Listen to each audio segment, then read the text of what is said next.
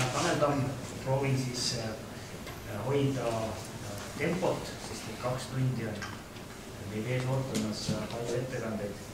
Täna on suurepärane päev kaugseirest rääkimiseks.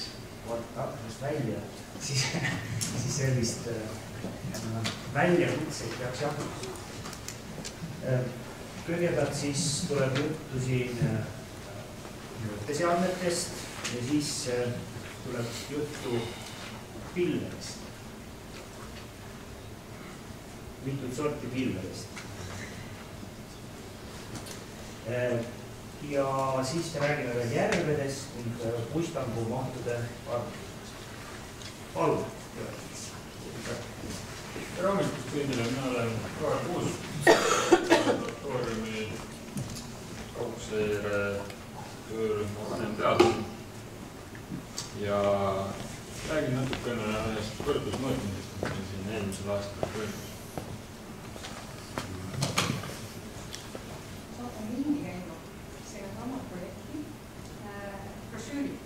Kes tahab, võtke endale, kes ei taha, saatke ringiga tagasi.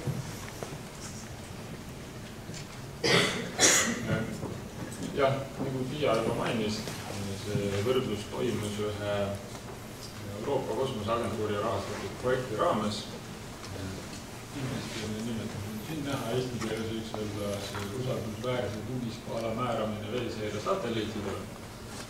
Ja lühike eesmärk oli selles, et kui satelliitidele teostada atmosfäärile aluseid tugi- või võrdlusmõõtmisi, et valideerida satelliitide tulemeid, siis valideerida on mõtet ikkagi andmete vastu, mis on usaldusväärsed.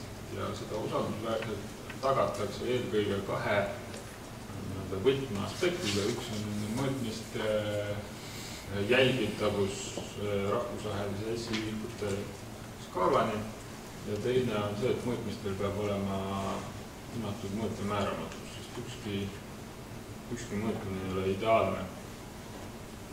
Ja projekti käigus seda projekti realiseeriti suures osas erinevate võrdlusmõõtmiste abil, et esiteks hinnata mõõtemääramatuse komponente ja teiseks hinnata, et kas mõõtmistulemused lähevad määramatuse piires kokku. Neid võrdlusmõõtmisi tehti projekti raames mitmeid.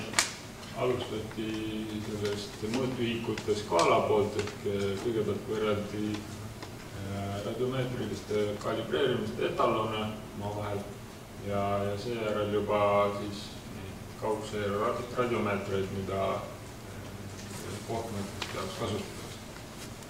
Radiomeetreid võrreldi nii laboris kui välitingimustes ja räägingi sellest võrdlusest, mis Eestis eelmisel aastal toimus, et radiomeetrite võrdlus ja katsime mõlemad nii labori kui välimõõtmiste võrdlus.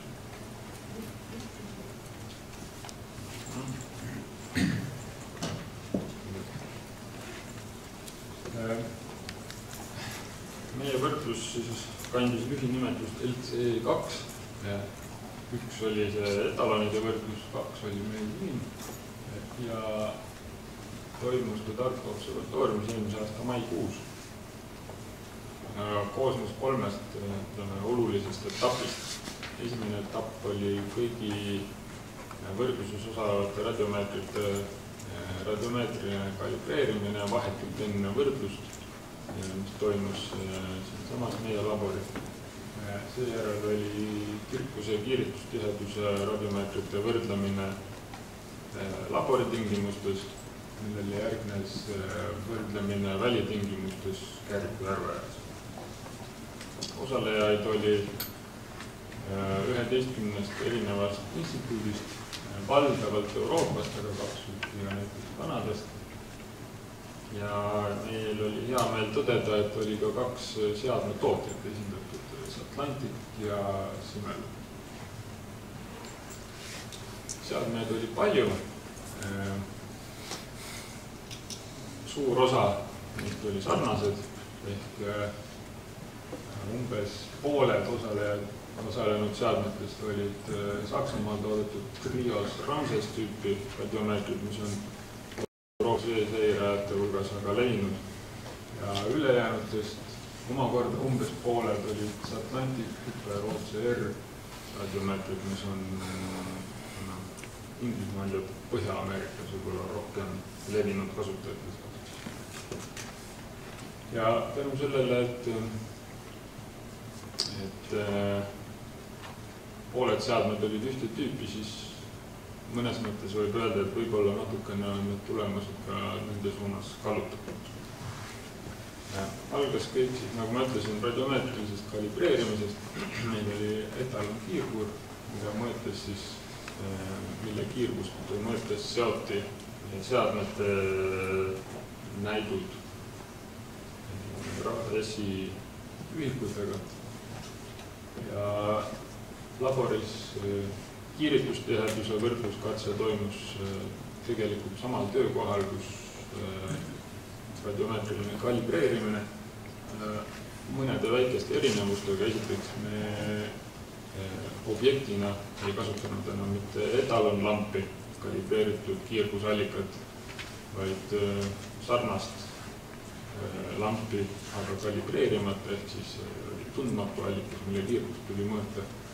Me mõõtsime umbes 2 korda kaugemalt ja kolmandaks me panime rampasust teispool seina peal oli katit ja meil oli siin fikseeritud veel üks justeerimisrakis, mille suhtes me kõik seadmed üles justeerisime, mille eest me kaudust mõõtsime, et siis ei pidanud lampi vahepeal välja lülitama, vaid katit kui sulgedes oli võimalik seadmeid vahetada, seadmeid justeerida. Me võtsime hulga aega kokku lamp peale sisse lülitamist, aga umbes 20 minutit stabiliseerida. Ja siin kiiristustiheduse võrdluskatses oli meil kasutada ka sõltumatu etalon vastuvõtja filter radiomeeter. Kirkuse võrdluskatses meil objektiks oli siilevalgustusega integreeriv kera ja valgustati teda 50-vattise ruutlambiga ja fiibrikimbu abil juhiti kiirguskerasse. Lambi ja fiibrikimbu vahel oli mehaaniline muudetava laiusega pilu, millega oli võimalik siis selle kera sisepinna kirkust muuta. Me tegime võrdlusi 2 erineval, umbes 10 korda erineval kirkuse nivoo. Osalejad esitasid mõõdetud kirkuse ja kiiritustiheduse tulemused koos määramatuse hinnanguga, aga lisaks sellele me suurele osale seadmetest arvutasime ka ise toorandmetest uuesti tulemused, kasutades ühtset metoodikat. Sealjuures sarnastele seadmetele kasutati identset metoodikat, erinevatele seadmetele nii palju sarnast kui vähegi võimalik. Võrdluse konsensusväärtusena kasutati kõigi osalejate tulemuste mediaani ja ainult sise- ja võrdluse kiiristustiheduse võrdluskatse jaoks oli meil siis sõltumatu tugiväärtus ka kasutada. Siin on nüüd näiteks kirkuse madala nivoo võrdlus ja 2 graafikut võib öelda, et on enne ja pärast. Et vasakpoolne on tulemused, nii nagu me need osalejatelt saime, ja parempoolne on, kus on mõned ilmsed vead eemaldatud ja osaliselt ka meie ühtse andmetöötluse algoritmiga arvutatud. Nagu näete, kooskõla paranes ja see paranes ühelt poolt mõned näiteks need 2 alumist olid lihtsalt inimlik eksitus, arvutustes kasutati vale kalibratsiooni faili, aga üldine kooskõla paranes ka siis tänu sellele ühtsele andmetöötluse algoritmile, tähendab seda, et see hajuvus ei ole mitte põhjustatud seadmetest, vaid põhjustatud sellest, mismoodi lõpptulemus on nendest toorandmetest arvutatud. ja eelkõige siis näiteks kas mingisuguste korrektsioonide rakendamine või mitte rakendamine. Nagu näete, et kooskõla oli päris hea, olulisi hälbeid ei esinenud ja see oli tegelikult oodatav tulemus, sellepärast et labori võrdluses võib öelda, et tingimused ideaali lähedased ja see võiks öelda, et kirjeldab parimat võimalikku kooskõla nende seadmetega, mis on võimalik nende seadmetega saavutada. Kiiritusteaduse tulemus on suhteliselt sarnane, ainus erinevus, et ühtne andmetöötlus isegi ei muutnud peaaegu midagi. Ja kui võrrelda sõltumatu filterradiomeetriga mõõdetud tugiväärtusega, siis siin on lisatud punktiiriga tüüpilise Ramses-tüüpi radiomeetri ja filterradiomeetri liitmääramatus ja näeme, et hälbijad ei ole määramatuse piires, need asjad läksid vanasti kokku. Nüüd edasi me liikusime Kääriku järve äärde ja mõõtsime siis järve, ütleme vett ja taevast. Kääriku väliujula hüppeltorni ülemuselt platvorm. Ja mis siis erinevus on või mis teistmoodi võrreldes ise mõõtmistega? Kui me mõtleme, mismoodi radiomeetrite tulemused on seotud SI skaalaga, see toimub radiomeetrilise kalibreerimise käigus. Sisuliselt on meil n-dimensionaalne ruum, kus meil on hästi palju erinevaid parameetreid, mis mõjutavad või siis vastupidi ei tohiks mõjutada mõõtmistulemusi. Näiteks me mõõdame sama objekti erineval radiomeetri temperatuuril, siis me eeldame, et tulemus on sama või vastupidi näiteks, et kui me muudame objekti signaali 2 korda, siis me eeldame, et radiomeetri signaal muutub ka 2 korda. Ja sisuliselt radiomeetriline kalibratsioon fikseerib selles n-dimensionaalses ruumis ühe kindla punkti. Ja meil on mingisugused eeldused, et kui me sellest punktist kuskil suunas liigume, siis meil kas ühtepidi eeldame, et midagi ei muutu, või näiteks temperatuuri muudame, või teistpidi eeldame, et midagi muutub meile teadaoleva viisil, aga tegelikult kõikide need eeldused päris täpselt ei kehti ja sisuliselt mida kaugema oleme sellest ühest punktist liigume selles n-dimensionaalses ruumis, seda vähem need eeldused kehtivad. Ja seega põhilised erinevused võrreldes sisemõõtmisega olid see, et Käärikul oli õhutemperatuur umbes 15 kraadi madalam kui radiomeetrilise kalibreerimise ajal laboris.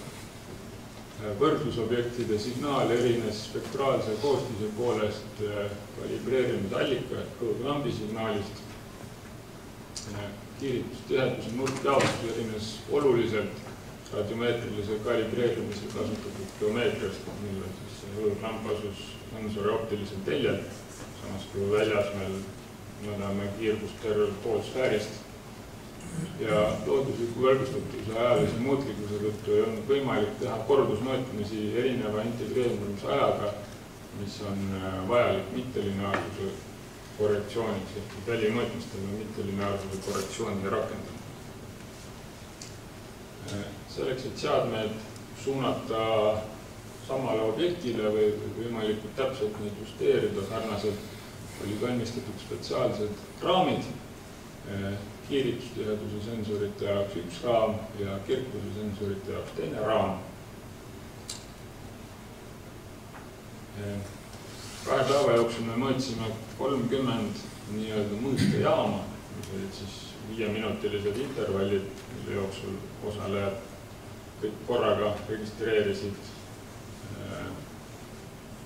mõõtetulemusi.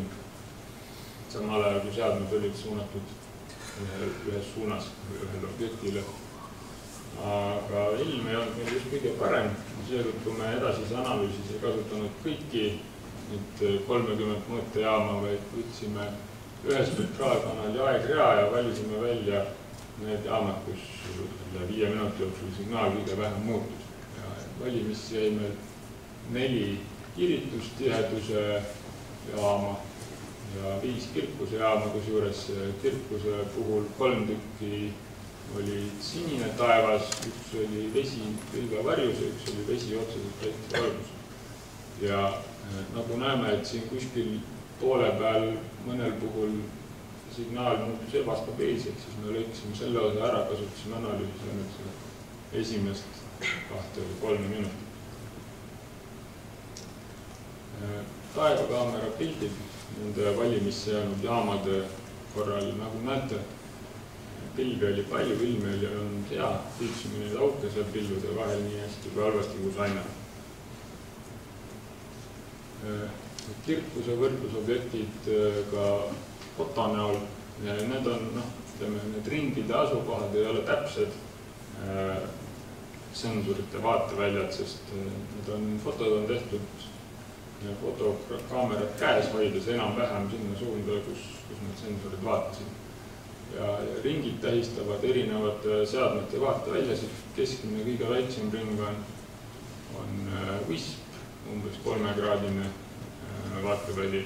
Ja kõige suurem on Atlantic Hyper OCR, umbes 23 kraadi. Kiiritustiheduse võrdluse 2 jaama näited on siia toodud. Hyper OCR-i tulemused on punktiirjoonega ja näeme, et nende omavaheline kooskõla on üldiselt parem kui ülejäänud valdavalt on ramsesed. Ja see oli suhteliselt süstemaatiline.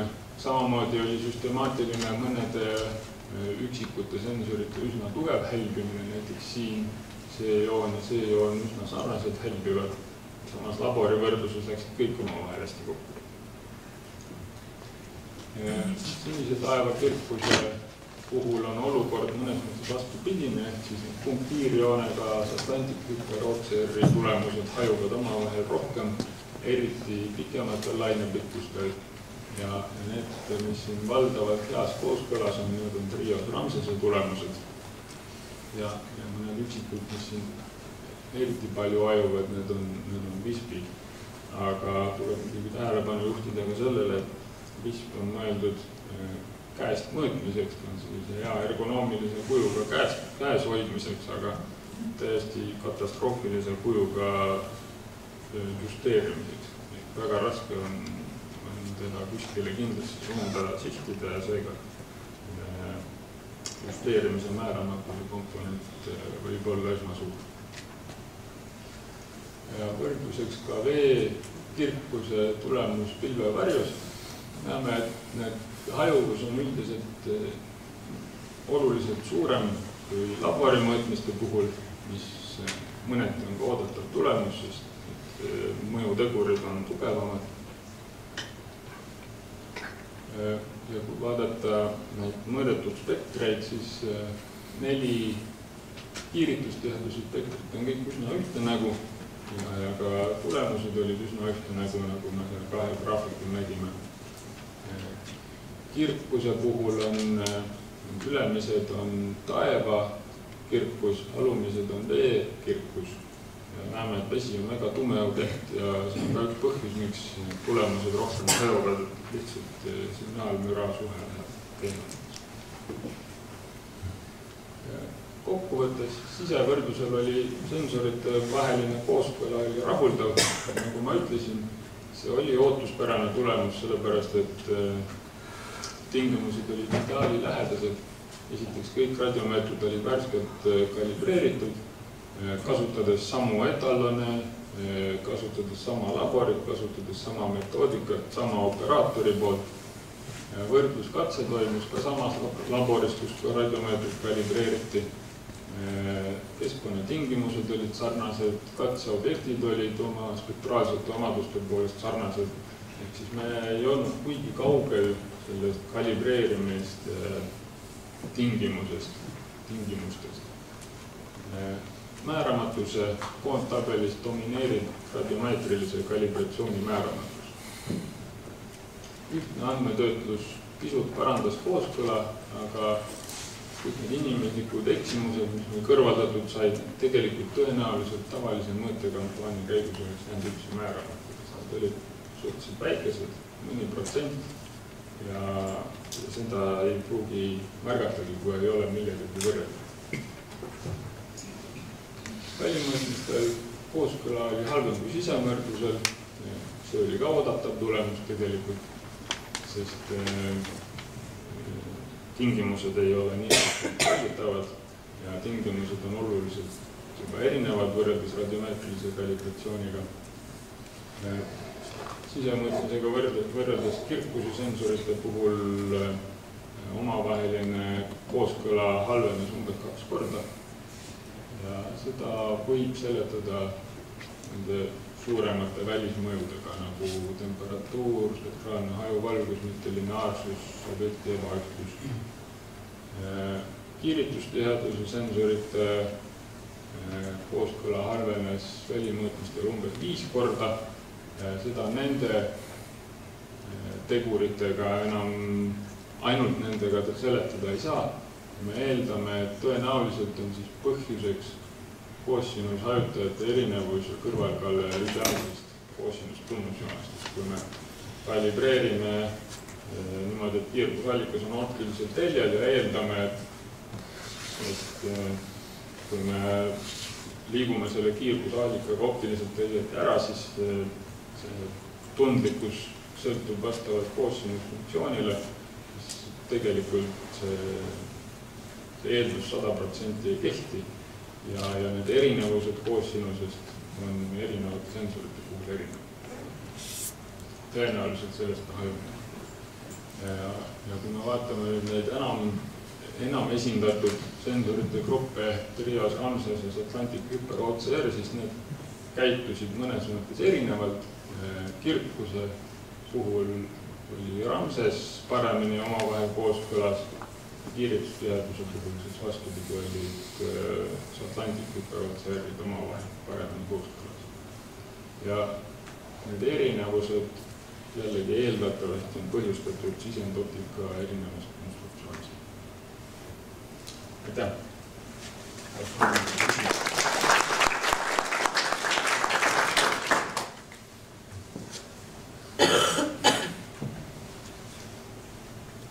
Aeg on nüüd üsna täis küll, et ma on üks praktiline.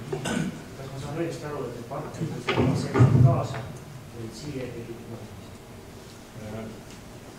laias vastus, jah, nad saatsid need enne siia, sest me kalibreerisime nad enne ära, enne seda, kui nemad siia jõudsid. Aga põhimõtteliselt jah, see teadsid tulemused, nüüd lähevad koju ja need kasutavad kalibreeritud tulemusi mõõtmiste tegemiseks siis oma laboris. Ühelt poolt nad kasutavad kalibreerimiste tulemusi, aga teiselt poolt kogu see võrdluskatse annab ikkagi mingisugust aimu, et kui me mõõdame sama objekti, erinevad inimesed erinevate sensoritega mõõdavad sama objekti, kui hästi need tulemused võiks omavahel kooskõlas ja võrreldavad olla. Teiseks, see võrdluskatse annab ka informatsiooni erinevate määramatuse komponentide panuste kohta ja see võimaldab hinnata, et mis tegurid on olulisemad, mis on vähem olulisemad ja selgelt olulisematega tuleb siis esimesena tegelema hakata, et üritada neid määramatusi vähendada.